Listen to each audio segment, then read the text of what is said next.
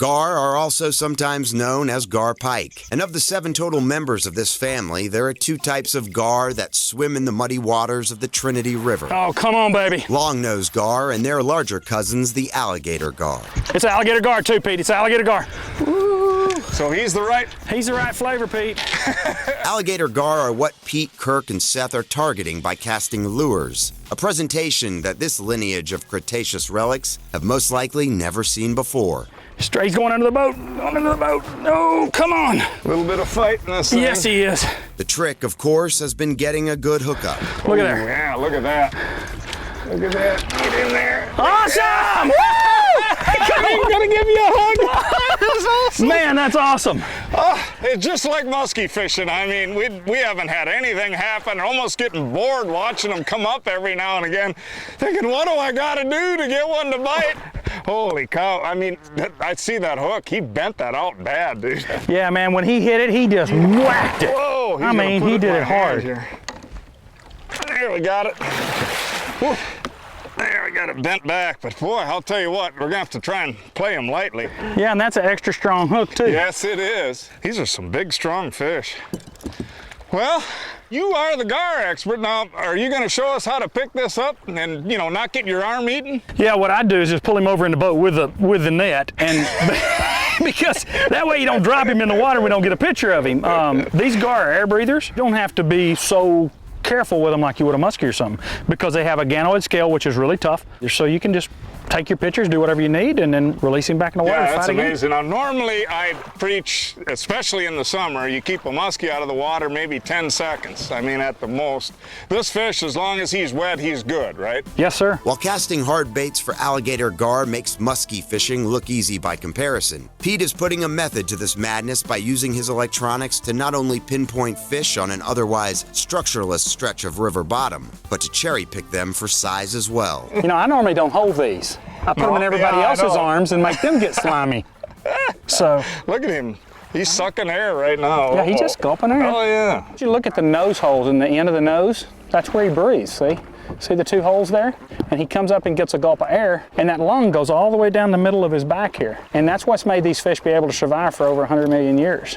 That fish definitely attacked that lure. Yeah, that's the ultimate predator in this water. Real unique situation we've got here with regard to the electronics and just in general. We've got these great big gar fish, and there's times during the day that you actually see them visually. They're doing a lot of porpoising and sometimes jumping. And then there's other times where they're just not up at all. It's a big flat area here, so we're not covering anything real specific as far as edges or anything, but what there is a ton of garfish and a ton of shad. And when they're going, or they're not coming up, if they're kind of staying down, the interesting thing is just in general to look at this side scan and obviously the sonar and down scan, but we're in 8 foot of water, so the side scan is the most interesting because you want to cast towards the bigger fish if you can.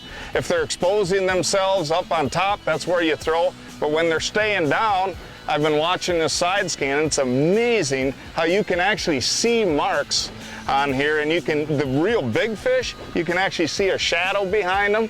And as you get used to having all these big fish around, you can actually eventually tell which one's a big one and which one's not real easily. We've got fish here anywhere from 20 pounds all the way up to 200 pounds, and you can see that on that side scan. Number one, it's just neat, but number two, I'm looking at that to tell me which way to cast, because I want to cast at one of those big ones.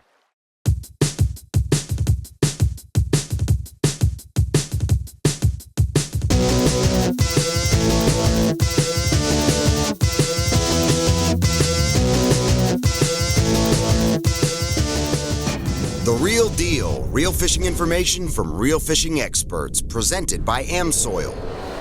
As you may or may not be able to hear, it's a little bit nasty outside, so I'm spending a little bit of time in the shop.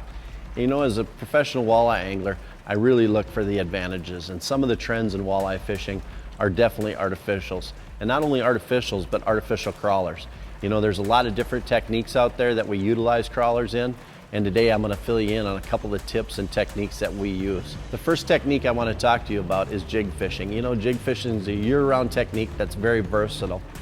You know, there's a secret I've been holding out on a lot of folks for the last couple of years because it's won me so much money, and that's the 4-inch crawler. The 4-inch crawler is probably my go-to bait because it has so much lifelike action. The watermelon pearl imitates smelt and shiners, and some of the other forage that you find in your local systems. You know, some of the other great options would be the pinch crawler and also the 3-inch fry. The next technique I want to talk to you about is slow death. Slow death is a really unique technique utilizing a severely bent hook. When you thread a crawler on it, it actually creates that bend in the crawler that gives it a really unique action as you're pulling it behind a bottom bouncer, kind of gives it a corkscrew motion. You start out with a killer crawler, it's got a fairly tight corkscrew action. You go to the fry and it actually widens out a little bit. And my go-to one, just as is in a jig, is definitely the 4-inch crawler. This bait in Watermelon Pro really imitates a lot of bait fish, just as it did on the jig, but it has a really unique lazy roll going through the water that fish can't resist. So whether I'm jigging or pulling slow death, I truly believe that gulp crawlers have given me more success on the walleye trail.